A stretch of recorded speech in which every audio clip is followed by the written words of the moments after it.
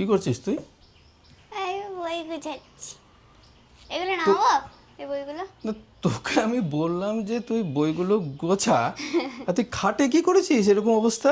কারণ তোমার বই তো খাটেই থাকে, সবাই আবার বইয়ের উপরে। এখানে কোন বইগুলো রেখেছিস? মুর্শিদাবাদ সব? হ্যাঁ, সবই মুর্শিদাবাদের বই আছে। মুর্শিদাবাদের সব বই? হুম। ওগুলো নামাতে হবে না, ওগুলো নামাতে হবে না। হবে না? না, আগে তাহলে মুর্শিদাবাদের বইগুলো গুছিয়ে নি। তুই ইয়ে কর, ওই হাতে কি বই ওটা তোর? এটা বীরভূমের মুখ। না থাক, ওখানে বীরভূম বা অন্য জেলাগুলো থাক। আমি শুধু বলেছিলাম ওকে, আমার বইগুলো অনেক দিন ধরেই বলছি, এমনি শোনে না, বারবার বলছি যে আমার বইগুলো একটু গুছিয়ে রাখ গুছিয়ে রাখ। তো গোছাতে গিয়ে আমার বিছানাটা পুরো 12টা বাজিয়ে দিয়েছে। তা ভালোই করেছে। আপনারাও অনেকে মাঝে মাঝে জানতে চান যে মুর্শিদাবাদের ইতিহাস নিয়ে কী কী বই পড়বো, কী কী বই পড়বো। তো কিছু বই আমি এখানে দেখিয়ে দিই, এগুলো আবার তাকে তুলবো, তা তোলার আগে বরঞ্চ একবার করে দেখিয়ে দিই ছোট্ট করে, আমার বই ট্যুর হয়ে যাক আপনাদের। এখানে এখানে যে বইগুলো দেখছেন এগুলো বেশিরভাগই মুর্শিদাবাদের রিলেটেড। আমি তাকে বা এই তাকে বা ঘরের অন্যান্য তাকে অন্যান্য জেলার বইগুলো আছে। মুর্শিদাবাদের বেশ কিছু ভালো বই আছে, ইতিহাসের বই, আমি সাহিত্যের বই বলবো না। সাহিত্য কল্পকাহিনী মুর্শিদাবাদকে নিয়ে প্রচুর গল্প, নাটক, যাত্রাপালা বহু কিছু বাজারে আছে। প্রচুর ঐতিহাসিক উপন্যাসও আছে, যেখানে লেখক তার কল্পনা মিশিয়ে অনেক গল্প তৈরি করেছেন, সেগুলোকেও আমরা অনেক সময় ইতিহাস বলে ভাবি। আমি সেই সব বই না, আমি যেগুলো মোটামুটি ইতিহাসটা গবেষণামূলক বই বা ইতিহাসগুলো জানা যাবে যে বইগুলো থেকে, সেই ধরনের কিছু বই আপনাদের এই সুযোগে দেখিয়ে দিই। এখানে আপনারা দেখছেন এই যে বইটা, সিয়ারুল মুতাক্ষরিন, এই বইটা কিন্তু বেশ ভালো। লিখেছেন সৈয়দ গোলাম হোসেন খান তাবাতাবাই। এটা ফার্সি থেকে অনুবাদ করেছিলেন আবুল কালাম মোহাম্মদ জাকারিয়া সাহেব। জাকারিয়া সাহেব কিন্তু এই বইটা মানে যখন অনুবাদ করেছেন, বইটিতে হাজি মুস্তাফা যে অনুবাদ করেছিলেন ইংরাজিতে, তার বেশ কিছু ভুল উনি এখানে সংশোধন করেছেন। তারিকি ফিরোজ শাহী, তারপর এখানে আছে তাবাকাতেই নাসিরি, আমাদের বাংলায় মুসলিম শাসনের সময়কার যে সমস্ত মিনহাজি সিরাজের লেখা এই বইটি, বাংলায় অনুবাদ বইটা, এটা পড়তে পারেন। এই বইটি বেশ ভালো। মুর্শিদাবাদে আরও বেশ কিছু ইতিহাস জানার জন্য, যেমন বাংলার ইতিহাস, মুর্শিদাবাদের ইতিহাস, বাংলার সঙ্গেই মুঘলদের ইতিহাস জুড়ে আছে, তবাকাতেই আকবরী, এই বইটিও দেখতে পারেন। খাজা নিজামুদ্দিন আহমদের এই বইগুলিও পড়া যেতে পারে। বাংলার যারা 12 ভূঁইয়া ছিলেন তাদের সম্বন্ধে জানার জন্য মহারাজ প্রতাপাদিত্য, ঔরঙ্গজেবের এই বইটি বেশ আমাকে আকর্ষিত করেছিল। যাই হোক, বইটি বেশ ভালো।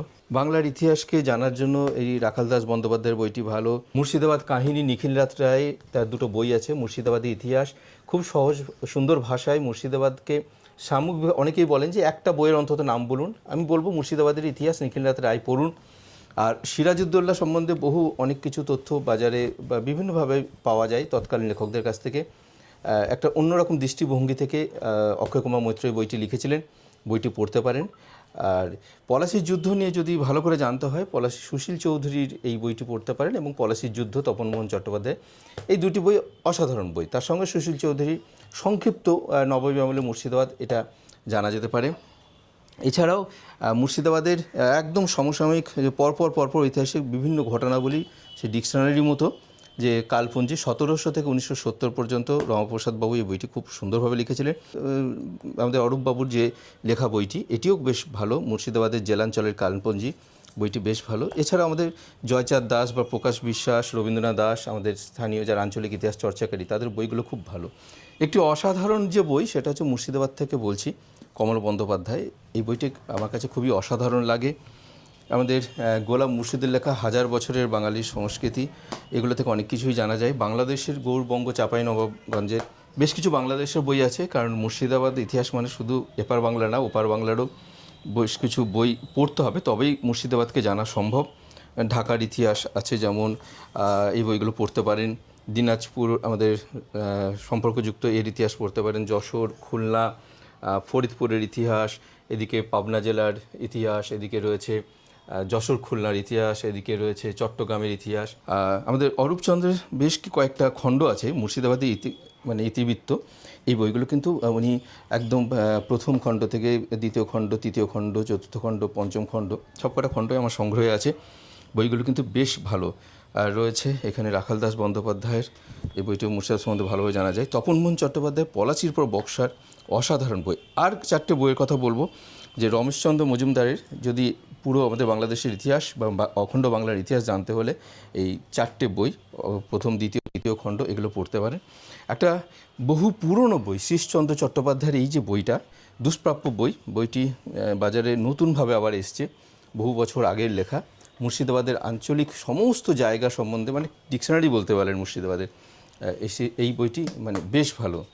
একটি বিতর্কিত বই, এই কারণেই বলবো, অনেকেই এই বইটির বিশ্বাসযোগ্যতা নিয়ে প্রশ্ন করেন। সিরাজের পুত্র বংশধরদের সন্ধানে, বইটি বেশ ভালো লাগবে, পড়তে পারেন। আর মুর্শিদাবাদের রাজবাড়ি জমিদার বাড়ির ইতিহাস জানার জন্য এই বইটি বেশ ভালো, অনেক রকম তথ্য জানা যাবে। তার সঙ্গেও এই রাজবাড়ির ইতিহাস, এই বইটিও এই একটি ভালো ইন্টারেস্টিং খুব বই। দেখুন, পলাশী থেকে পার্টিশন এবং তারপর, তো এই বইগুলো মুর্শিদাবাদের ইতিহাস সবই সম্পর্কিত। এছাড়াও রয়েছে প্রকাশ দাস বিশ্বাসের লেখা, বেশ ভালো। তার লেখা দেখুন, এই মুর্শিদাবাদের মন্বন্তর, মুর্শিদাবাদের বাংলার নবাবী আমল এবং এই ছোটদের মুর্শিদাবাদ। এছাড়াও আরও মুর্শিদাবাদের যেমন ঈশ্বরচন্দ্র বিদ্যাসাগরের বাংলার ইতিহাস, এটিও পড়তে পারেন। বঙ্গের জাতীয় ইতিহাস, এটা একটু অন্য ধরনের বই। আর এছাড়াও আমি বলবো, এই বইটি সম্বন্ধে অনেকেই রেফারেন্স দেন, চেপে রাখা ইতিহাস। বইটি আমি পড়েছি, কিন্তু বইটির সম্বন্ধে আমি এখন আর বেশি কিছু বলবো না। কিন্তু আমি এই বইটিও পড়েছি। অনেকেই বারবার আমাকে রেফারেন্স দেন যে গোলাম আহমদ মর্তুজার চেপে রাখা ইতিহাস পড়ুন, কিন্তু এটি সর্বৈব নয়। এটির ইতিহাস বা এটির রেফারেন্স মানেই যে সবটাই এখানেই সঠিকভাবে আছে। সঠিক পড়তে গেলে একাধিক বই পড়তে হবে, একাধিক বই না পড়লে হবে না। যেমন এই বইটি খুব সুন্দর, একটা দেখায়, আমাদের ফারুক বাবু লিখেছিলেন, ফারুক আবদুল্লার লেখা, মুর্শিদাবাদের নবাবী কেল্লার কথা। অনেক অজানা কাহিনী কিন্তু এখান থেকে জানা যায়। এছাড়াও এখানে একটি বই আছে, আমাদের বেলডাঙ্গার ওই দিককার সমস্ত ইতিহাস এখানে পাওয়া যায়। আমি উপহার হিসেবে পেয়েছিলাম, আমাদের উজ্জ্বলবাবু যিনি সম্পাদনা করেছিলেন বইটি আমাকে দিয়েছিলেন। তো দারুণ, বইটি ভীষণ ভালো, ভীষণ সমৃদ্ধ হয়েছি। আর এদিকে দেখায় অক্ষয় কুমার মৈত্রের মীর কাসিম, আমাদের বাংলার শেষ স্বাধীন চেতা নবাব বলা যেতে পারে, তার সম্বন্ধে মানে একদম পুরোপুরি মীর কাসিমকে নিয়ে লেখা বই। কালীপ্রসন্ন বন্দ্যোপাধ্যায়ের এই বইটি কিন্তু এটাও অসাধারণ, মানে একদম মানে নির্ভেজাল ইতিহাস যদি জানতে হয়, এই বইটিও বেশ ভালো। যারা বহরমপুর শহরে থাকেন তাদের জন্য আমাদের অরিন্দম বাবু, এই মুর্শিদাবাদ জেলা ইতিহাস সংস্কৃতি চর্চা কেন্দ্র যারা রয়েছেন, তারা কিন্তু এই বইগুলো তৈরি করেছিলেন, মানে বইগুলো পাবলিশ করেছিলেন। বইগুলি যথেষ্ট ভালো। মুর্শিদাবাদ অনুসন্ধানের অনেকগুলি পর্ব আছে, 1, 2, 3, 4, 5, 6 করে এরকম প্রচুর পর্ব আছে। আঞ্চলিক ইতিহাস চর্চা করে এবং ক্ষেত্র বিশ্লেষণ করে বইগুলি লেখা।